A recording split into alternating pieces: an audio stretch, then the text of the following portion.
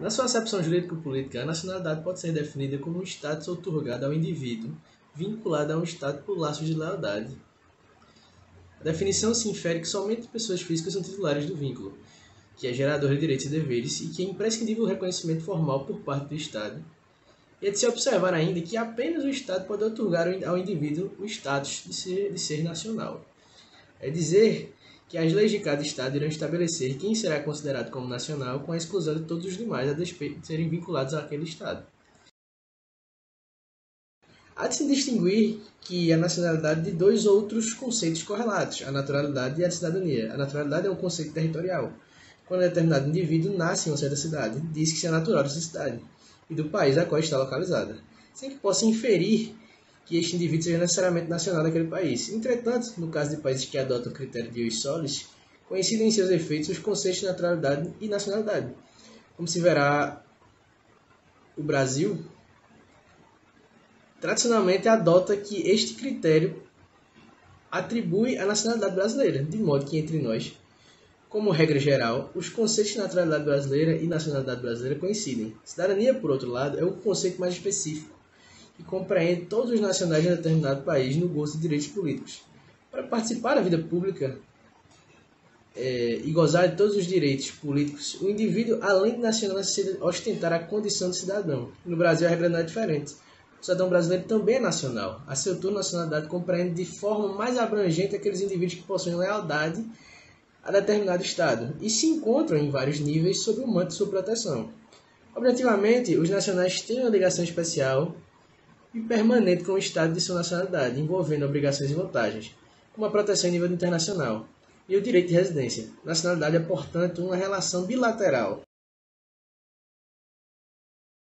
E considera-se estrangeiro relativamente a um dado Estado o indivíduo que, por força de lei, não é considerado seu nacional. Trata-se, portanto, de uma definição a contrário senso, o que leva à conclusão de que a pátria, por exemplo, será sempre um estrangeiro, onde quer que esteja.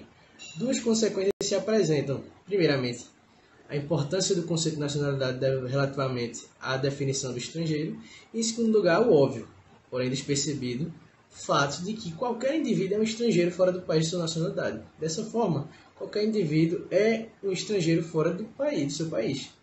E é importante notar que a condição de estrangeiro é aplicável a qualquer um de nós. Não se pode admitir, em sua definição, qualquer elemento de conotação inerentemente inferior.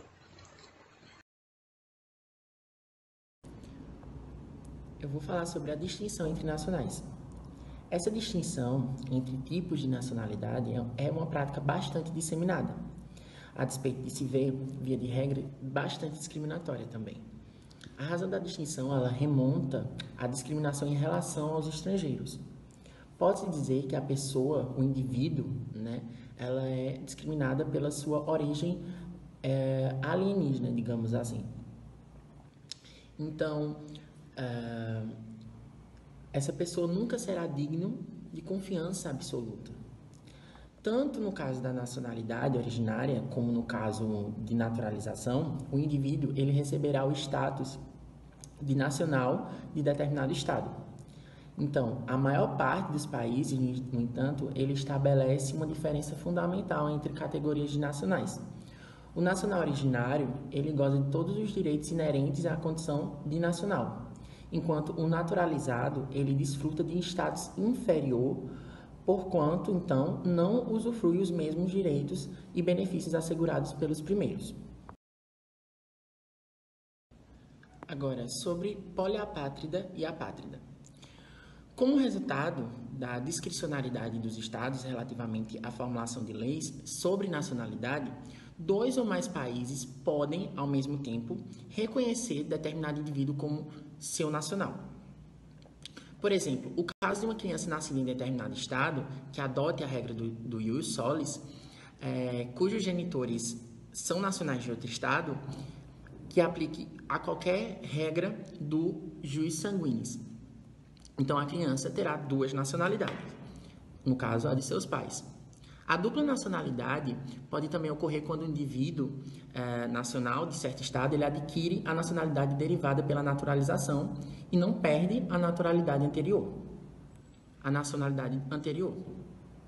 Além desses casos mais comuns, o poliapátrida ele pode igualmente surgir quando há uma cessão parcial ou total cedido por certo território à soberania de outro estado, e os residentes deste território adquirem a nacionalidade do novo soberano, sem, contudo, perder a antiga.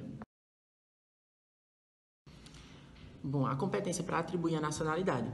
O direito de adquirir uma nacionalidade, por sua vez, ela não pode ser considerado, em termos gerais, um direito.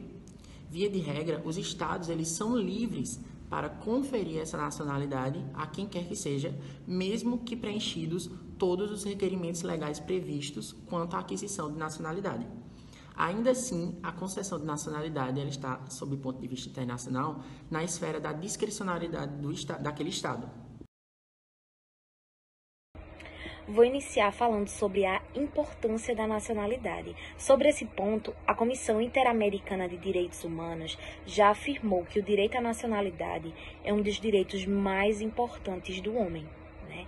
E ele é relevante não só para o homem, como também para o Estado. Para o Estado, ele vai tomar uma forma de elemento subjetivo. E, como a gente pode observar, o Estado ele é formado por um território, por um autogoverno e pelo povo, cujos elementos, se não existissem, também não existiria Estado. E, por outro lado, se torna importante para o indivíduo, principalmente na proteção diplomática, né? E nas diversas garantias decorrentes dela, como, por exemplo, entrar e residir no país de sua nacionalidade. Outro ponto muito importante que eu irei tratar é sobre a aquisição da nacionalidade. A nacionalidade ela pode ser adquirida de duas formas. A nacionalidade originária, que é no momento em que o indivíduo nasce, né? Ela pode obedecer dois fatores. O ius solis, que é o país em que o indivíduo nasceu, e o ius sanguíneo, que ele adquire a nacionalidade dos seus genitores, independente de onde nasceu. E em progressão tem a nacionalidade derivada, que é adquirida a naturalização posteriormente, dependendo de alguns requisitos, né, que o indivíduo vai ter. Por fim, irei tratar sobre a perda e reaquisição da nacionalidade. No Brasil, todas as constituições brasileiras, elas possuíram dispositivos que falassem acerca da perda da nacionalidade.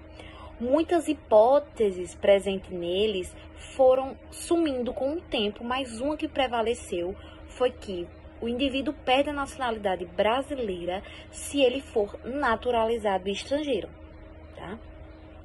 E a reaquisição. A reaquisição deve seguir alguns requisitos. Primeiro, você deve estar domiciliado no Brasil. E segundo, você deve solicitar ao presidente da República que revogue o decreto que determinou a perda da nacionalidade brasileira.